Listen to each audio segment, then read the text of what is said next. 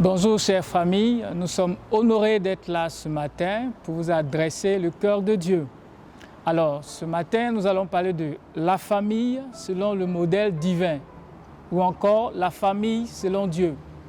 Nous sommes dans une saison où la famille est au cœur de la situation. On se réfère aux familles pour plein de choses, mais il est important de revenir à ce que Dieu pense par rapport à la famille.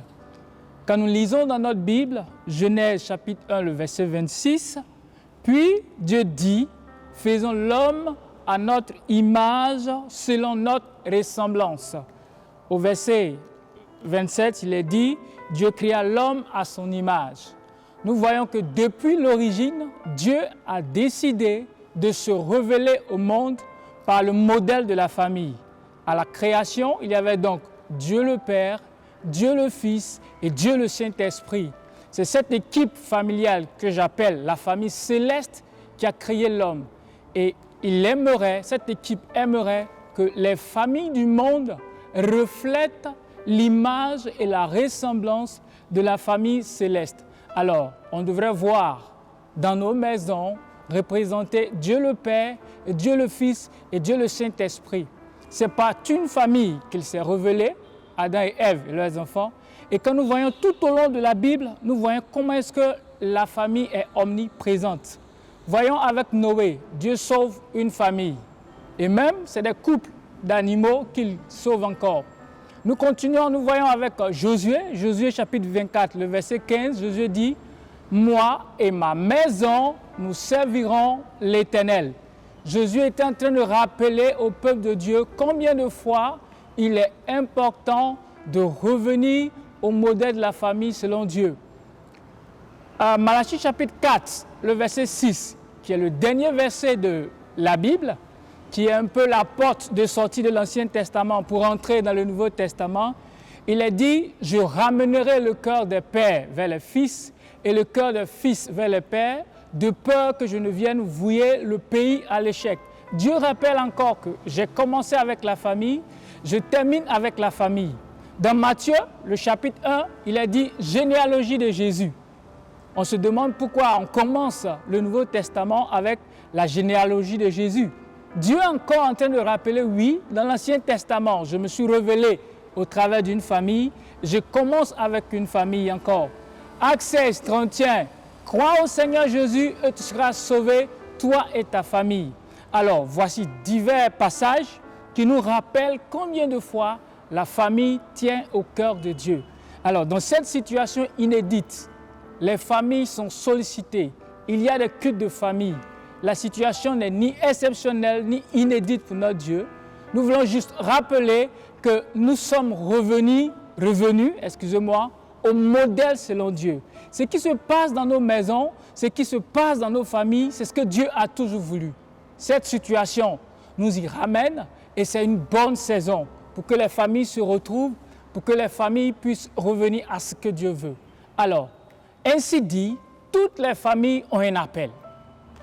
Toutes les familles doivent recevoir de Dieu un appel. Dans cette saison, j'aimerais encourager les parents, les familles à se mettre ensemble avec leurs enfants devant Dieu et à demander à Dieu quel est l'appel. Qu'est-ce que tu attends de nous pour notre maison, pour notre famille? Comment tu aimerais que nous te servions? Dans quel domaine est-ce que tu nous as appelés? Parce que s'il y a des appels individuels, il y a aussi des appels familiales. Donc, que ce soit la bonne saison de chercher le cœur de Dieu.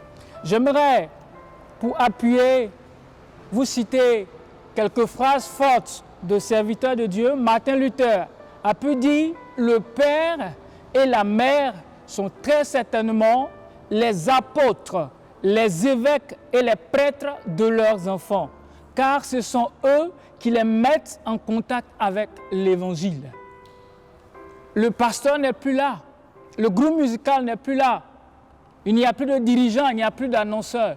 Papa et maman, revenons, prenons notre position pour pouvoir prendre notre place et c'est nous les pasteurs, c'est nous les docteurs, c'est nous les évangélistes, c'est nous qui devrons enseigner nos enfants.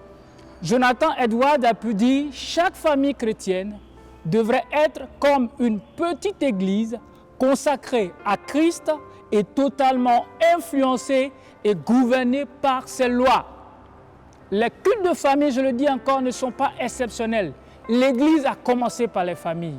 Nous sommes revenus au modèle selon Dieu. George Whitefield, il dit, il nous faut désespérer de voir un réveil de la piété dans le monde si nous ne voyons pas d'abord un réveil de la piété dans les familles. Donc le réveil du monde, le réveil de l'Église commence dans notre maison. Donc c'est la bonne saison, c'est le bon moment de se mettre devant Dieu en tant que famille, de chercher son cœur, de chercher sa face pour comprendre ce qu'il attend de nous et de prendre position. C'est la bonne saison de prier ensemble. C'est la bonne saison de communiquer avec un fils. C'est la bonne saison de donner des conseils à une jeune fille. C'est la bonne saison d'apprendre à louer, à célébrer Dieu. C'est la bonne saison de chercher le cœur de Dieu. Alors, chers parents, chères familles, nous vous appelons, nous vous rappelons cela et nous prions que le Seigneur soit avec vous, qu'il bénisse vos maisons en tant que prêtre, pasteur, évêque, apôtre, qu'il vous donne son Esprit Saint pour être une bénédiction pour vos enfants. Que la paix, la grâce et la faveur de Dieu soient sur vous. Permettez que je puisse terminer par la prière. Notre Père, notre Dieu, tu es le Père et tu es le Dieu des familles. La famille est une pensée qui vient de toi. La famille, c'est ton cœur.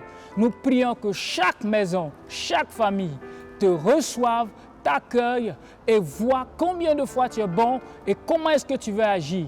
Et qu'après cette crise, ces temps de prier ensemble deviennent une habitude pour nos maisons. Non pas seulement les dimanches, mais que chaque jour, chaque temps, nous puissions avoir le temps devant Dieu.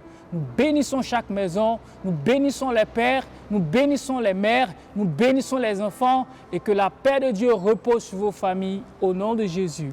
Amen.